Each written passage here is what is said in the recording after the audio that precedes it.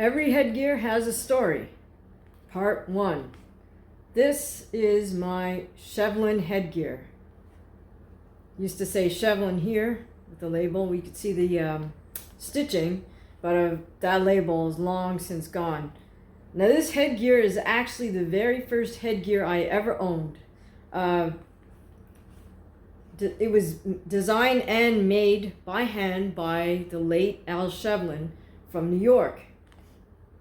And the thing I really liked about the Shevlin headgear and why I still have it and kept it for so long is that it has a really fat part on your forehead in the front, and then very, very fat earpieces.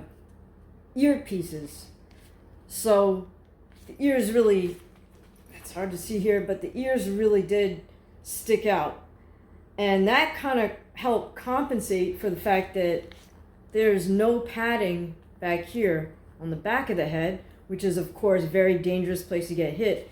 But someone really couldn't reach that unless you bent down and they hammer fisted you from above. But just from regular blows, they're not going to reach that because they're going to get obstructed by the big fat earpieces here. So this was really an old school headgear design. If you look at old black and white footage of fellows sparring, probably even through the 70s, 80s, and I got this in the late 90s, this style of headgear was popular. Unfortunately, and why I still, like I said, why I kept this headgear for so long was I never found another one that was similar to it, except for a brief period of time where Everlast made this classic style headgear. And then for whatever reason, they phased that model out. I did own that Everlast old school, but it got stolen. Like more than a few pieces of my boxing equipment got stolen out of Gleason's gym. Hey, it happens. So like I said, I hung on to this Shevlin because I just really liked the way it fit. And that's a really key point when it comes to headgear is headgear is way more personal than gloves. So when you find a brand and a model that you like of headgear, you really kind of want to stick to that because, all right, there's several choices you have to make when you decide what kind of headgear you like. There's basically 3 styles of headgear. There's one like this, which has the cheek protectors here. There's what we call open face, which means it's basically the same as this, but this cheek protector is cut off. So this line just goes straight down here, and then there's the chin strap. And then the third type, which I'm sure you've seen on all the YouTube videos, is the one with the bar that goes across the face. So we have a pejorative term for that style of headgear, but I'll keep this video rated PG-13. Okay, so that's kind of the first decision you got to make. Do you want the one with the bar? Do you like cheek protectors? Do you like open face? And it's personal. There's not necessarily one is better than the other. However, I will say this about the one with the bar. That's perfect for folks who have no intention of ever really doing much fighting or doing any fighting. They just want to get in the ring and move around, and they do not want to risk like even getting a mark. They can't afford to show up at work with a black eye or a scratch, that kind of thing, or they're just super concerned. They never want to experience having a broken nose. They don't want to take that risk. The one with the bar is a good headgear for you. However, if you do think you want to fight, my recommendation, and you should in the end listen to your trainer, but my recommendation is try to figure out if you like the one with the cheek protectors or the one without the cheek protectors, we call open face. The reason for that is, of course, when you fight amateurs, you can choose between cheek protectors or open face, but it has to be signed off by USA Boxing. So somewhere on the back or the side of the headgear, there'll be a little label that says approved by either USA Boxing or I don't know what they call it anymore, the International Federation for Boxing, because apparently they disbanded IABA due to politics, what have you. But in any case, there should be a label either on the side or on the very back that says this headgear is approved by such and such sanctioning body. Okay, so that's what we call a regulation headgear. Of course, in professionals, there is no regulation headgear because there is no headgear. So it just becomes a personal preference. What do you want to spar with? Do you want cheek protectors or no cheek protectors?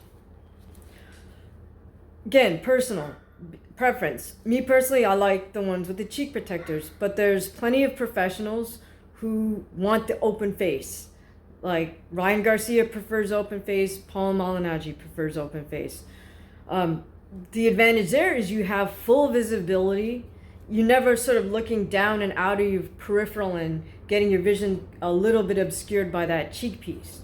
Now that's one thing you got to bear in mind when you have that bar there, is it does limit your visibility, especially if you're sparring with somebody who likes to dip low and then likes to throw those uppercuts. You might be blinded by that bar right in front of you. So the only way to, I guess, really figure that out for yourself is to try those different types of headgears when you're sparring. So once you've decided what type, bar, cheek protector, open face, you then have to pick the brand. And that's tough because it's a little bit of trial and error. Someone might like the same style headgear you like, but their head might fit a certain brand better than yours. Everyone's head's different sizes, different shapes, so it becomes very personal in the end on how that headgear actually sits on your head and where, say, the cheek protectors actually fall, or where that forehead line falls on your head. It's going to sit differently on your best friend's head. So it's a little bit of trial and error to pick the right headgear for you, not the best headgear, for someone you see on YouTube. You got to figure out what the headgear that works for you, that you're comfortable in, and that stays secure when you're sparring, and that feels like it's offering you the right amount of protection. And then the third thing is you do not want it too snug. Of course, you can adjust. You should be able to adjust the top, and you should be able to just adjust the back. But beyond that, just based on the shape of the headgear itself, it's either going to be, it might be too snug or it might be too loose on you. And that's just the nature of the style of headgear and the brand, because there is variation between brands of headgear. Now, what I'll say about that is, definitely, in my opinion, you want to, when you invest in a headgear, you want leather. Why? Because now this is leather and it did crack, but you could tell I got it repaired like so many times. But a vinyl headgear will crack even sooner. And when that cracks, the vinyl in particular makes very sharp edges, and those sharp edges will cut your skin, will micro cuts, these very fine little cuts. But those are dangerous because even if you don't mind the fact that you got little tiny cuts on your face, they could get infected. And as you know, if you ever get infected in this area of your face, that can cause problems because there's nerve endings here that lead to the brain. So you do not want to get any type of infection here, because that could travel to your brain, and that would be a serious medical concern. Okay, so there's a little bit of trial and error when it comes to picking out the right headgear for you, and it's worth doing that research though. So the options are, you can use quote unquote the communal headgears in the gym. I'm sure your trainer probably has more than a few headgears that you can check out, and you can just decide which brand you like. Or of course you got to just buy the headgear And then I've done this more than a few times. Bought a headgear. It didn't quite meet what I wanted, so I wound up just giving it away to somebody. But it's worth it in the end to find a headgear that you really like. So again, going back to this, why did I keep this for so long? Well, because I found that it fit me the right way and offered me the level of protection I wanted. Like I said, I did have other headgears in the interim, but I always kept this one as a backup. And the interesting thing about this is that I have walked into the Wildcard Gym, I've walked into Blue Moon Gym, and both Freddie Roach and Buddy McGirt recognized it right off the bat. They were like, hey, is that a Shevlin? Because if you were an East Coast fighter from, say, 80s, 90s, this was the headgear that everybody really liked, Shevlin. And it was made by the late Al Shevlin. I believe he was based out of Queens. And he had all this equipment apparently in his basement to, I guess, cut the leather and sew it together.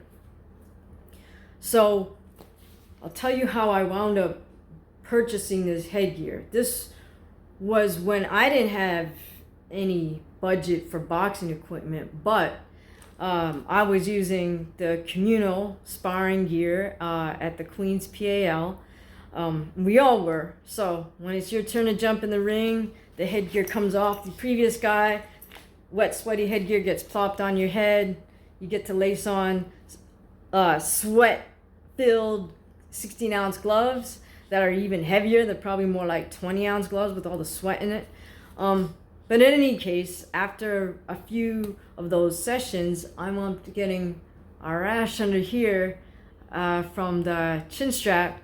So I was like, I think it's time for me to go get my own headgear. And Al Shevlin was a gem. He came to the gym. He asked me, what colors I wanted. So this is back in the day. So technically every set of gear he made headgear, gloves, and cups. They were custom and they were handmade. So you could pick whatever color you wanted. I didn't know any better, so I was just like, I guess black and whatever. But he made some crazy sparring sets. Like, for example, he made Kevin Kelly some Kelly Green, a Kelly Green sparring kit. And on top of that, Al hand delivered them to me at the Queens PAL. And my headgear and my gloves, I think, cost me a whopping $65. I mean, can you believe that? Like, custom made, handmade headgear gloves for less than $100. So, I mean, what a gem, right? Like, that's just something that's never, ever, ever gonna happen again. And yes, this is leather. The gloves were leather too. They were matching. They were also this brown and black color. I know there's all sorts of colors on this now, but yeah, my gloves matched. Those are long since gone because the gloves always wear out first. The right hand always wears out first if you're right-handed. I really appreciated this headgear and the care and that went into designing and making it. Now, unfortunately, after Al Shevlin passed away, I believe his family members tried carrying on the business, but clearly there's like a learning curve and a craft to making the headgears and the gloves, because they weren't quite able to match the same quality. And then I believe they've since just ceased to make Shevlin gear. But if you talk to a pro fighter, like I said, especially from the East Coast, from say 70s, 80s, 90s, I can pretty much guarantee you they knew what a Shevlin set of equipment looked like, and they definitely knew the Shevlin headgear. So shout out to the late great Al Shevlin, and thank you so much for keeping us protected.